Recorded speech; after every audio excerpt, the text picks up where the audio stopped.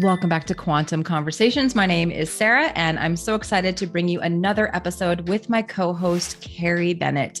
We are really enjoying giving you this show and talking about these topics that seem really complex so that we can help them be a little bit more understandable to the everyday person.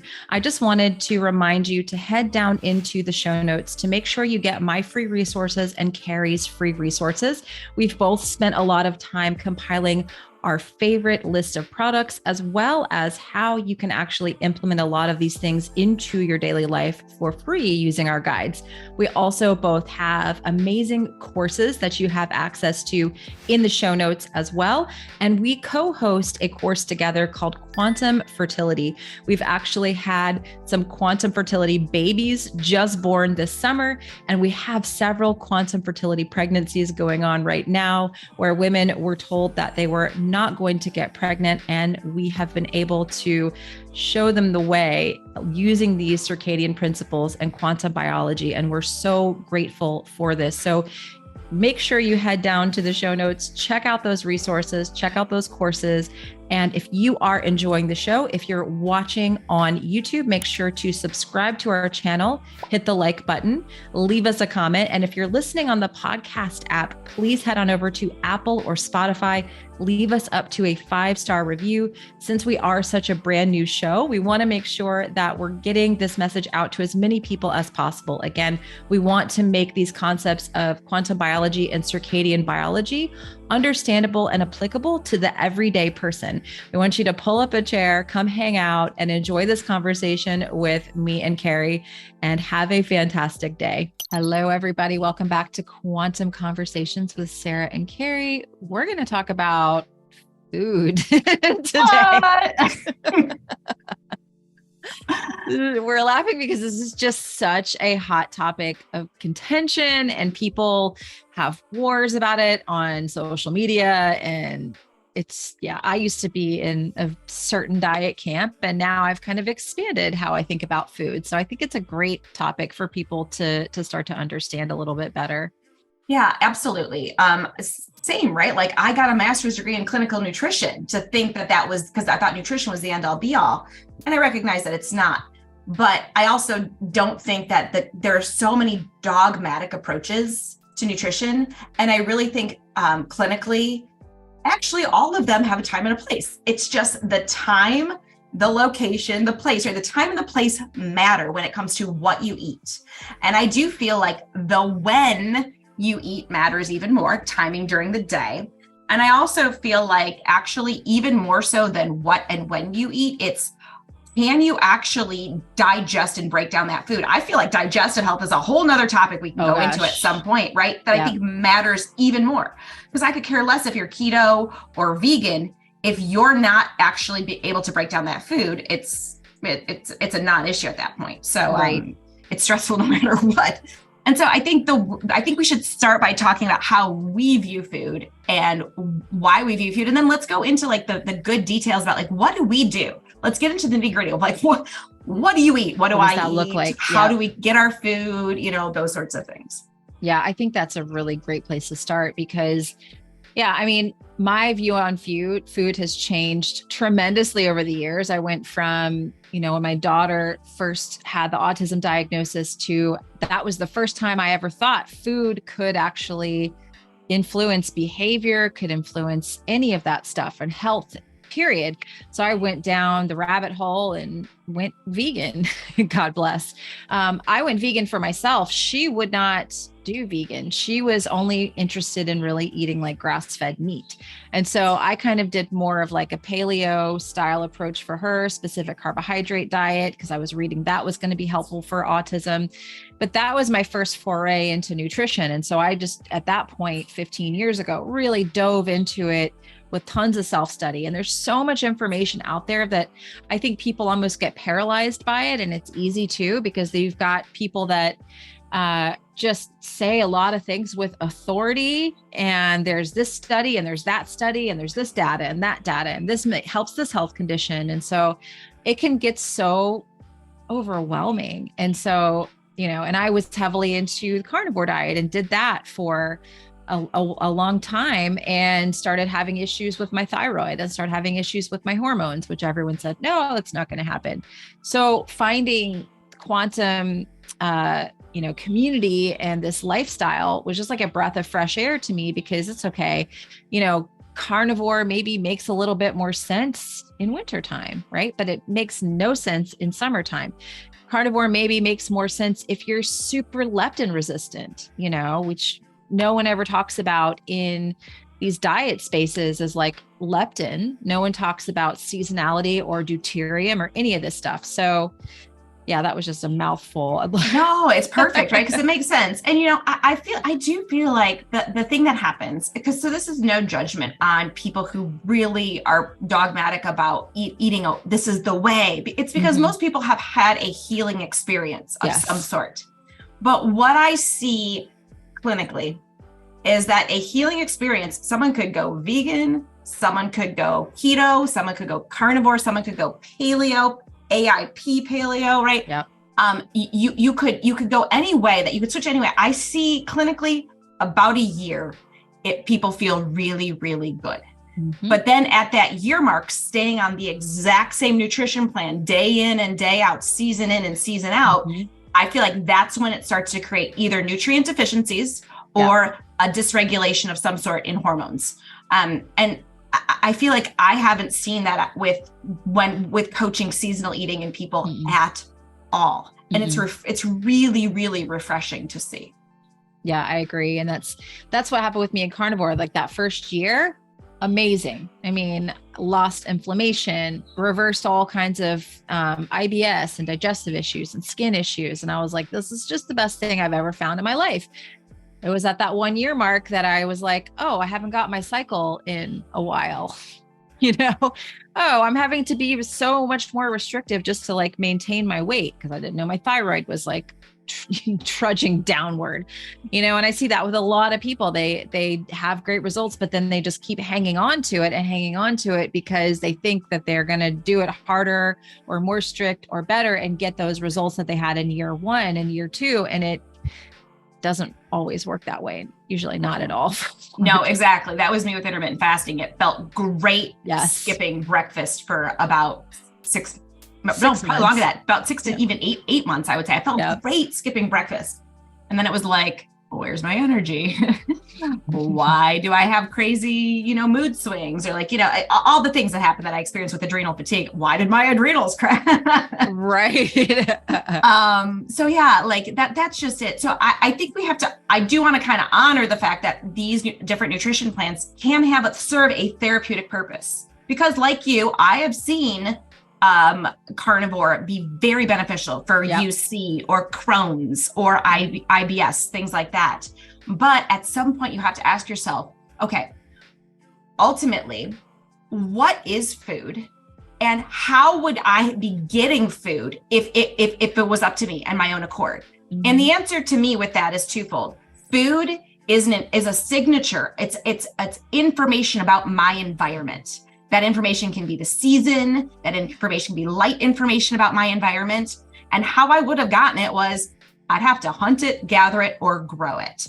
And so I think really the way we look at food is from that perspective. Food is information, and procuring food in an ideal situation means we're in tune with what's seasonally and locally available. Exactly.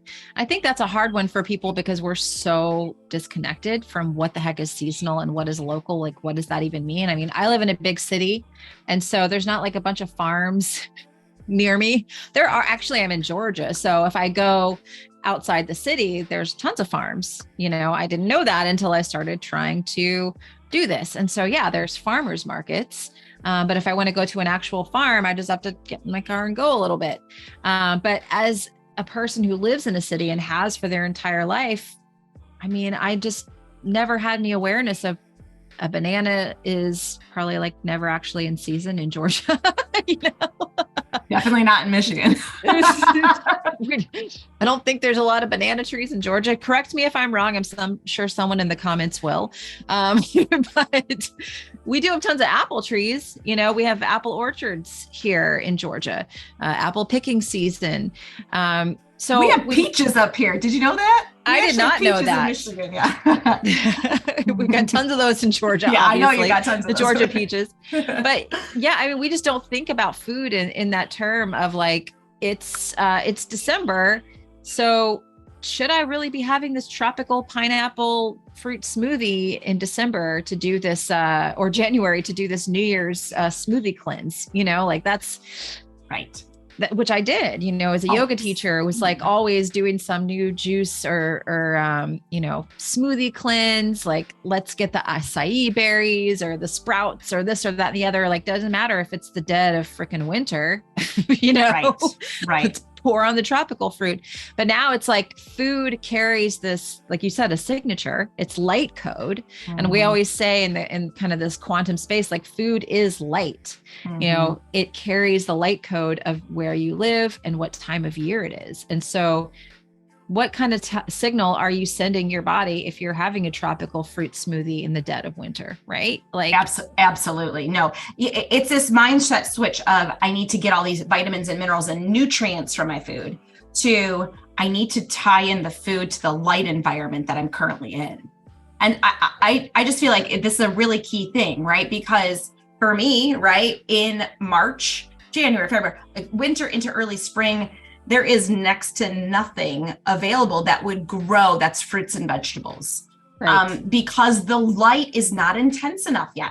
Right. You have to have intense enough light, mostly in the UV spectrum, but it has to be intense enough in order to do something called split water in a chloroplast to create photosynthesis, right? That's how plants grow, through photosynthesis. And that's how they can grow and then harvest the energy from the sun to eventually develop a fruit or a vegetable. And so that requires intense enough light. So if you're living at the equator, you are going to have that intense light year round. There's very little change in the light. Now there's sometimes changes in a dry season versus a wet season. So there could still be changes in food availability at the equator. But me at the 42nd latitude, the first thing that I am going to be able to find are dandelion greens, frankly, right? Which sounds weird, right? But I've added them to my nutrition. And how did I go about this, right? How did I figure this out? I bought a couple of books that were called Midwest Foraging, or Foraging in Michigan. And it was like, okay, if I were to have to go out today into the woods and find something to eat, what could I find right now? Well, there's different types of greens. There's early in spring. There are spring onions. There are asparagus, right? So there are things, but it's limited, right? There's maybe in early spring 4 to 5 different things that would grow in the lower light environment. But if you go to a farmer's market, you'll see more and more and more things become available as you reach the height of summer because the sunlight gets more and more intense. Yep. Yeah. And so one of the best things I figured out was not only getting those foraging books, it was very helpful, but also then and this is at least in the United States. So I have not looked internationally, but in the United States, there is one college or university really responsible for agriculture and monitoring things like soil status and what would be what food would be growing seasonally for the farmers to know. And so here it's Michigan State University. They have this beautiful calendar that you can print that I've printed off, and I've shown it in a couple of different ways on Instagram and also in my community, where it's like, okay, if I'm eating in March, this is what would be available. If I'm eating in April, and so you could find a checklist of things like that. And so one of the best things you can do to start this idea is to familiarize yourself with what is even growing in your local environment at given times throughout the year. And that'll give you a really good idea then, should you choose to go to a farmer's market, about what then you are going to key in on to purchase, because that food was grown with your light environment. And that light actually gets captured into electrons in the food. And then we eat the food and we release the light inside of us. And that plays a role in terms of the health of our mitochondria, or the work or the electron tunneling through our mitochondria. It all ties together. Yep, it does. And that's what we always say, like it's called the electron transport chain, not the calorie transport chain or the carbohydrate transport chain or the fat transport chain. It's not this myopic thing that people make it out to be. And people get so caught up in different ideologies, because they can have powerful anecdotal stories. And I'm not saying that they're not real of healing through different nutritional models, but we have to think about what's long-term and what's sustainable for our lifetime. Because I don't know about you, but I just got to this point, especially after doing carnivore for a couple of years. I'm like, I don't want to just have to like identify myself by a diet. I don't want to be hopping on to the new diet trend, because I've done that my whole entire 44 years of being alive, of like, let's do this diet. Let's, like I've just done that so many times. I don't want to do that anymore. And so kind of finding this whole quantum piece has been such a relief, because I don't have to subscribe to any ideologies. I can just say, oh, it's June the 13th. I wonder what is available in my latitude right now. What makes sense for me to be eating right now, rather than like, let me go on this diet website and like, see if I can follow it perfectly, Yeah, absolutely. I think it also eliminates boredom too, because when I was trying to do, I never went full carnivore, but when I was trying to do ketosis, extended ketosis, even more like the autoimmune paleo, when I was trying to do those sorts of things, I feel like it got too regimented and it's too boring. And this is almost exciting. It's like, let's go to the farmer's market and let's see what's available. And I'm not in a small town. I'm in a smaller community, right? There's probably only 100,000 people that live here. So it is smaller, but still, regardless of whether you're in a big city or a smaller area, I'm going to guarantee you there's always farmers markets available. And if there's not, contact farms, because oftentimes they have what's called a CSA program, which is community supported agriculture, where they basically will curate their produce or their meat products as well. Sometimes that they have that available. And then there's a pickup place for you to go every single week to get your stuff. So, once you understand that food is a representation of your environment, and it goes beyond that. What's fascinating to me even is the study of polyphenols in different plants how eating those is UV protective, right? How it changes how it helps you receive the stronger and stronger sunlight. And so if you just are interested in hearing a more refreshing perspective and what I find to be a freeing perspective, this might be what you want to explore, because it truly gets you in touch with your environment in a way that I never thought was possible. In the same way where I was like, I never really realized how the sunrise, where I would be gazing at sunrise, changed throughout the year. Right. Right. Like little things like that, where you're just like, oh, I kind of just assumed I'd look east and the sun would rise. It's like, no, sunrise is here. Then right. And then it goes back. Right. And so just little things like that I think are so cool to kind of just get in touch with, right. And just understand. So I really encourage people to start. And here's where Sarah and I are going to maybe ruffle some feathers too, because I know in the diet world, it's really, a lot of people are perfectionists. We're not perfectionists when it comes to this stuff. No. No, we see nuance as well. We see nuance for different people, for different medical situations, for different situations with their health. I mean, as Carrie mentioned, carnivore can be amazing for specific health conditions, absolutely. Same thing with a ketogenic diet.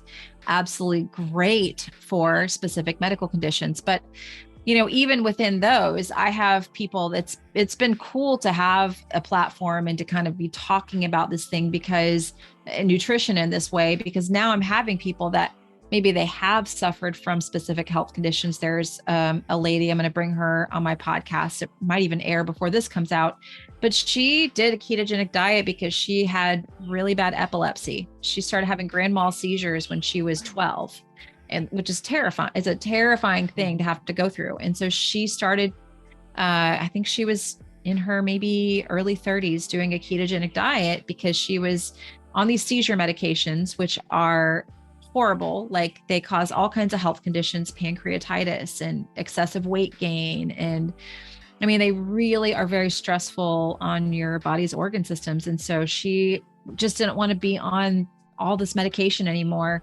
found a ketogenic diet, lost 80 pounds, wasn't trying to lose 80 pounds, but lost 80 pounds, and then put her epilepsy completely in remission and lowered all of her medications. So she's doing great.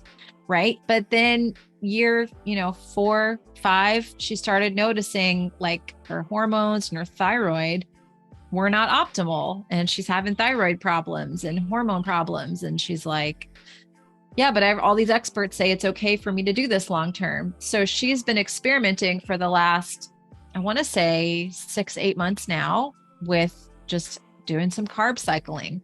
And she's doing it with local seasonal foods, kind of the way that I had encouraged her to do. And she's had no return of epilepsy. Wow.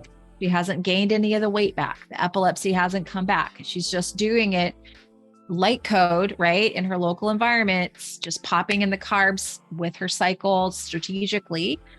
And she's stayed completely in remission. So even with these extreme health conditions, I think that they can get a lot of resolve and support through these dietary strategies.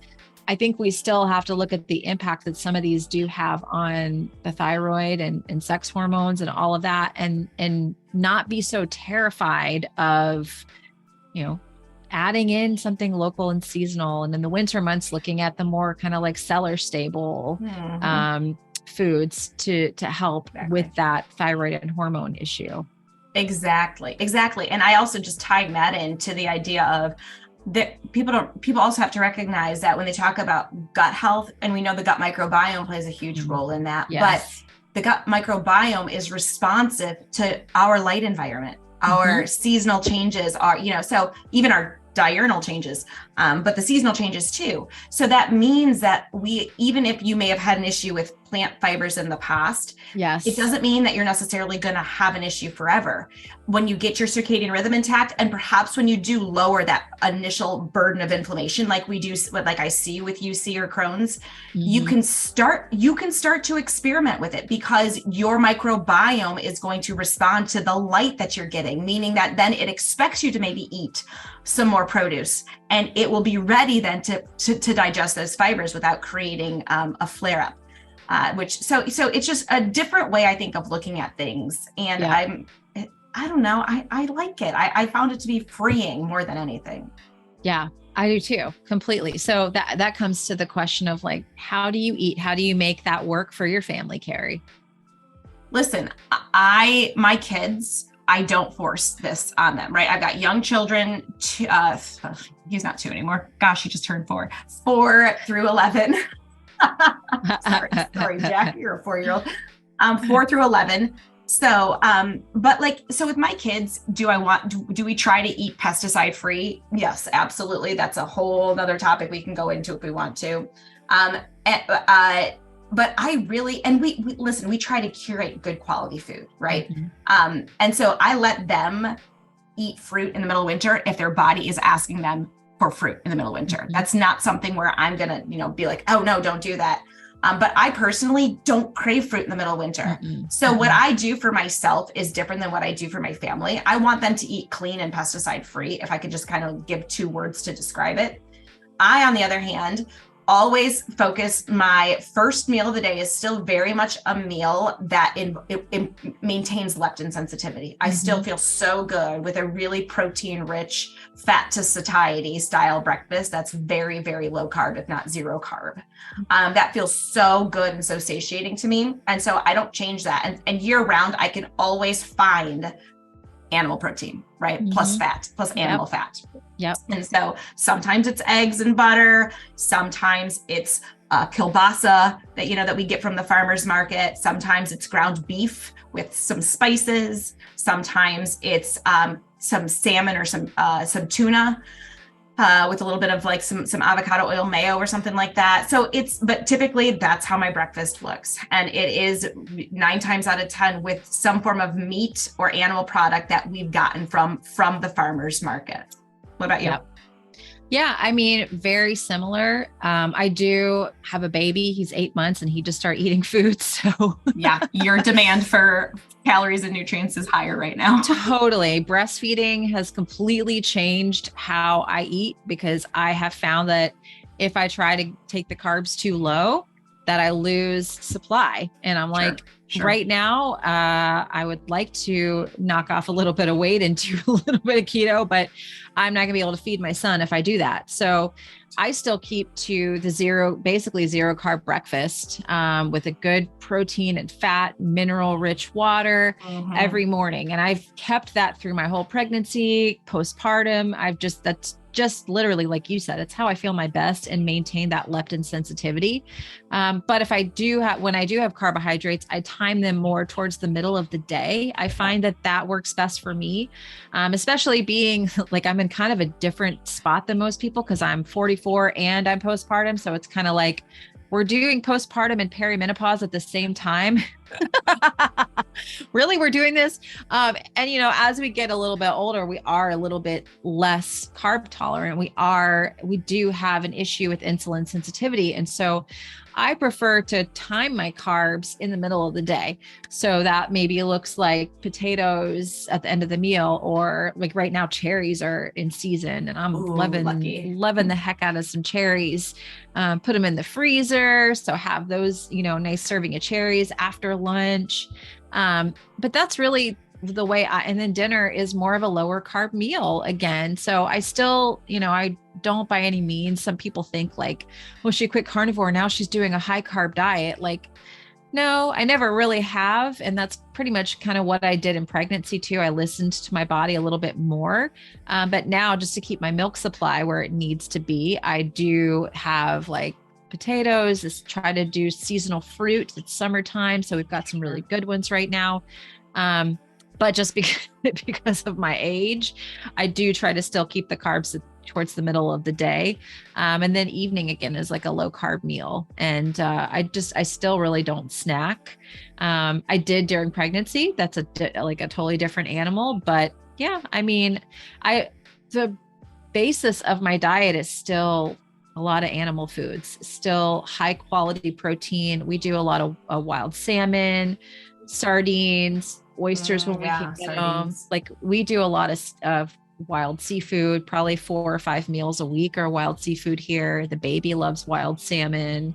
I feed him, like people are like, what the heck are you feeding this to your baby? Like he has never wanted any of the purees. I did try a couple, he hates them. So I'll buy a rack of lamb and put the rack of lamb in the Instant Pot and give that to him and give him little bits of potato and give him little bits of green beans. Like that's what he likes. He likes fish. He likes beef. He likes lamb. My kids loved egg yolks. Oh yeah. Oh yeah. Yeah. I mean, just people food. Simple. Yeah. And, my daughter, we do have her on a ketogenic style diet right now because she is dealing with some different health issues. And that is really how she does her best. And so, yeah, I don't give her, I have like my fruit has to stay outside in a different freezer because she'll go and get it. But yeah, I mean, I keep her on a lot of high fat kind of meat-based type of a diet too.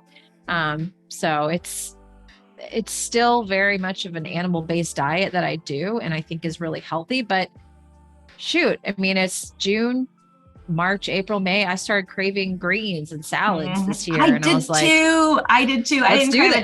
I did not crave a dang salad all winter long until like the end of March hit, like beginning of April. And I'm like, yes, get me some salad. It was so weird. It's so weird, but it makes sense. It's not weird when you actually look at the fact that, wait, my eyes are recognizing that would be available in my environment. And maybe there's a nutrient or something in there that my body is really asking for. Exactly. And I think like, in the carnivore community and animal-based community, people freak out about things like oxalates and, all these anti-nutrients and this, that, and there can be some people that, and it is, there's the gut should be able to deal with oxalates, right? I think what happens is that people eat high oxalate foods like spinach in amounts they shouldn't be eating, and they eat them all year round. They eat, things like almonds. You shouldn't be eating almonds year round, and you shouldn't be eating almond butter and like handfuls of almond flour is the one too that I see. God. Right. It's like, right. It's in nature. We never would have had access like that ever. No, exactly. And so I think that, certain people that maybe have these genetic predispositions to not be able to tolerate oxalates should probably avoid them. But they're not going to be readily available year round. There's a small season where these things are available. And if you just eat them when they're in season, I wonder if they would be such an issue. Especially if you have a strong circadian rhythm, which is what helps repair damage to the gut, right? So people who are eating those, like you said, it was available for a short window of time, but they also couldn't help 3,000 years ago having a strong circadian rhythm so that their body within 24 to 48 hours would repair any of that gut lining damage.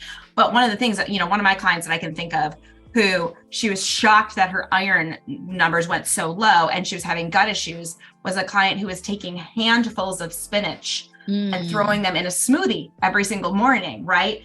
And she was like, well, I thought I was getting iron. I can't give blood now. My iron count's too low and my gut's all messed up. And it's just like, that's because we have this misconception, right? It's just a misconception. She thought she was doing well.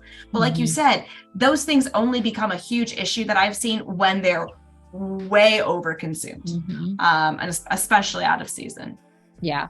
Yeah. So I think just this whole conversation about seasonality and then leptin sensitivity as well. If someone is very leptin resistant, they probably shouldn't be having tons of fruit and they probably shouldn't be having tons of potatoes. Or if they do, maybe you have it on a carb cycle day once a week or strategically through the month. Let's talk about that, right? Yeah. Because that carb cycle thing, I think the carb cycling, throws people off this idea of carb cycling. And I think it's important to recognize that clinically carb cycling can be, I've seen it as a very beautiful way to support thyroid and adrenal health when also supporting leptin levels or maybe looking to go more into ketosis. So for example, I go more into ketosis in the winter months because my food availability in Michigan for fruits and vegetables is close to zero, right? But when I do carb up, I carb up with, like you said, cellar stable things. So root vegetables, apples last a long time as well. We got tons of local apples here in the fall. So carb up days can really matter.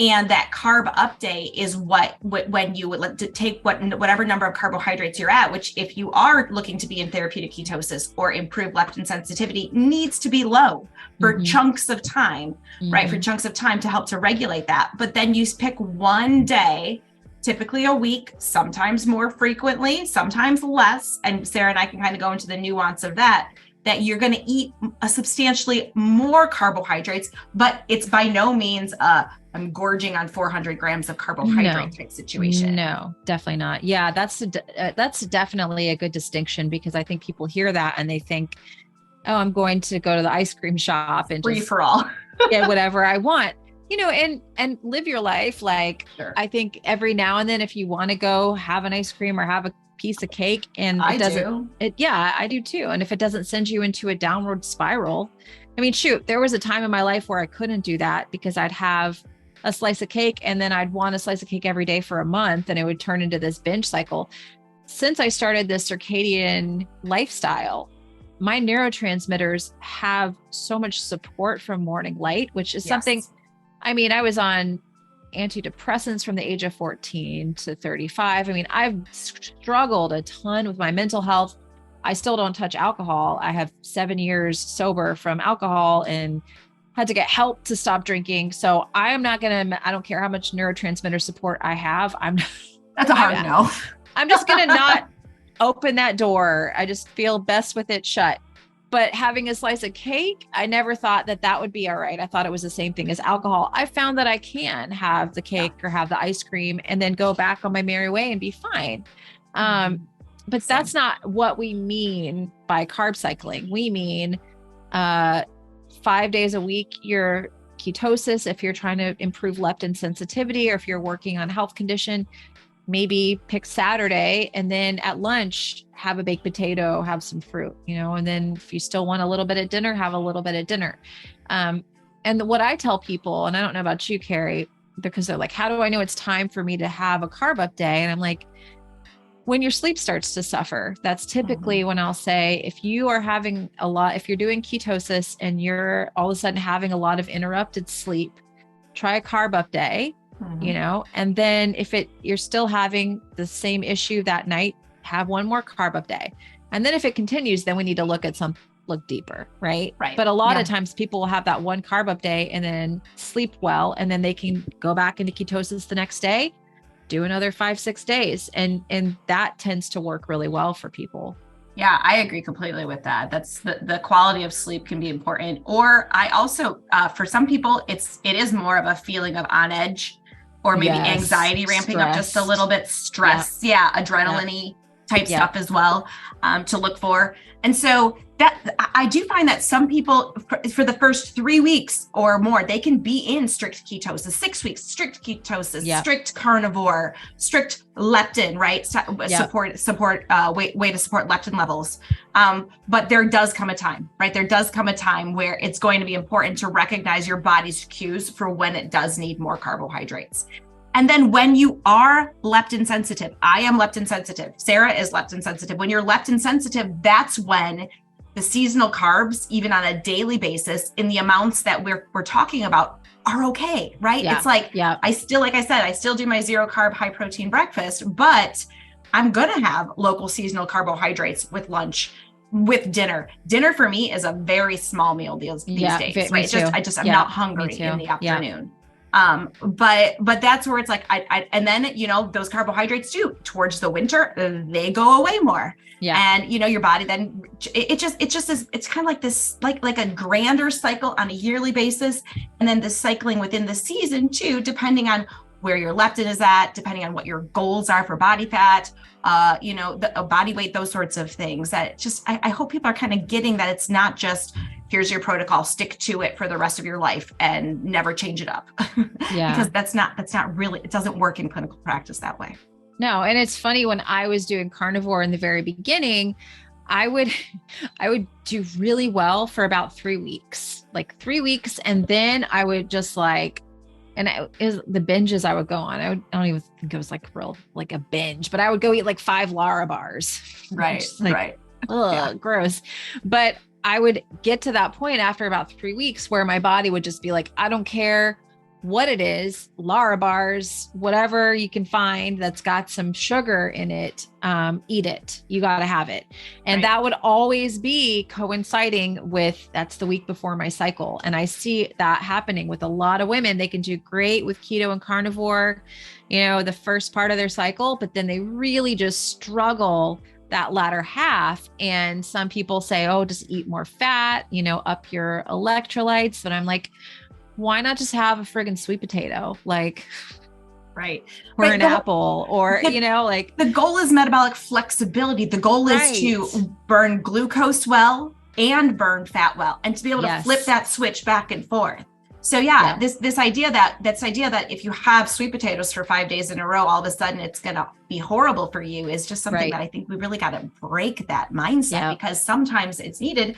And when you're metabolically flexible, you can do that. Right. You can switch in and out. Yeah. Our bodies, people are like, glucose is our preferred fuel source. No, ketones are the preferred fuel source. And this is the preferred, actually we're supposed to be able to burn both, honestly. And if you are leptin resistant, if you have extra body fat, you can burn your own body fat for fuel. You can, and you should be able to do that in order to improve leptin sensitivity. Do you need to do that 365 days a year? No, but you still need to be able to burn glucose on occasion and then jump back into ketosis. Because I see that people that try to just stay 365 days a year in ketosis and never, ever burn glucose, they end up having this kind of physiological insulin resistance, which happened to me, where I'd test my blood sugar fasted in the morning and I'd be in the low 100s, that pre-diabetic range, and you're like, oh, it's the dawn effect, or, oh, it doesn't matter. And you're in ketosis, so it's okay. It's your blood sugar numbers should never be in a pre-diabetic range. I don't care what your diet is, your diet doesn't excuse you from having wonky blood sugar numbers. It poses the question. People have to ask the question, why is this happening? As opposed to oh, no big deal. My keto numbers are fine. So it's not a big deal. Right. Exactly. And it really does happen for a lot of people. Yep. And there's all kinds of blogs and stuff out there that just tell people it's fine and it's okay and go on your way. But when I was in that situation, I was also struggling with weight loss resistance. I had kind of become leptin resistant again, even though I had eliminated carbs and I wasn't eating any sugar. I'd kind of fallen back into being leptin resistant. My blood sugar numbers were pre-diabetic and I didn't feel good. And I did feel that required, kind of tired, stressy type of feeling.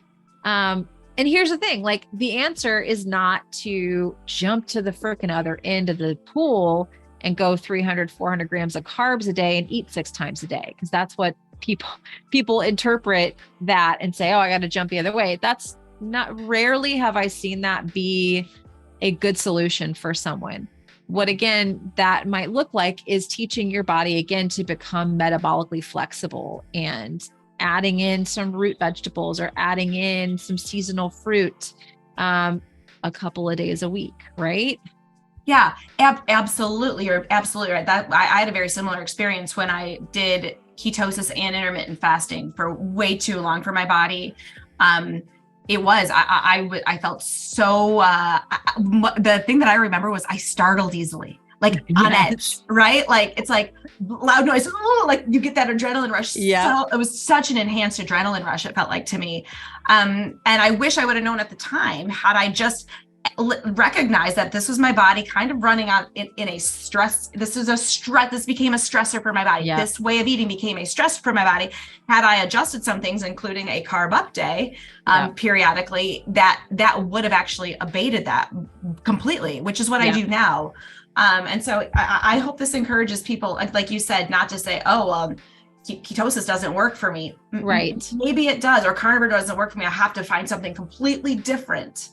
I hope this encourages people to say it works, but it needs a tweak here. We have to still maintain that metabolic flexibility. And I don't think people are very aware. I guess they are, because you're right, blogs about it coming out now, but people are on a whole not as much aware of the fact that you can be in ketosis for too long and actually also then develop, like you said, insulin resistance or poor blood sugar regulation because of it. And that can be helped by recognizing that your body, how long your body does well in ketosis, or how long your body does well on carnivore, and adding in these carb up days to kind of support the body's metabolic flexibility. Exactly. And then the thing is, if you're leptin sensitive or if you're underweight, then you probably don't need to be worrying about being on a low carb diet or carnivore or keto or any of that. Just eat seasonally, locally. And if it's wintertime, go for the more cellar stable type of produce, the root vegetables, potatoes, squash, those types of things, eat those. No one is saying you have to do keto or carnivore. We're just saying like 88% of people are metabolically unhealthy. At least these days. At least, and probably more than that. And so a lot of people should really consider maybe looking at some of these approaches as a strategy to help reverse out of those conditions, and to do that with nuance. And even if you feel great on the way that you're currently eating, I still find it so cool to start to recognize and become more in touch with what's available seasonally and locally. It's just, I just find it just such a mentally supportive way of eating as well, to be like, oh, this is what grows now. How cool, right? You know, apples need this amount of sunlight, you know, okay, they're not available to this time of the year. I just find it I'm a nerd though, but I find it very fascinating and interesting to know that about my environment. Exactly. I love it. All right. Well, I think this has been a great conversation, and I'm excited to come back next week and chat some more. Same.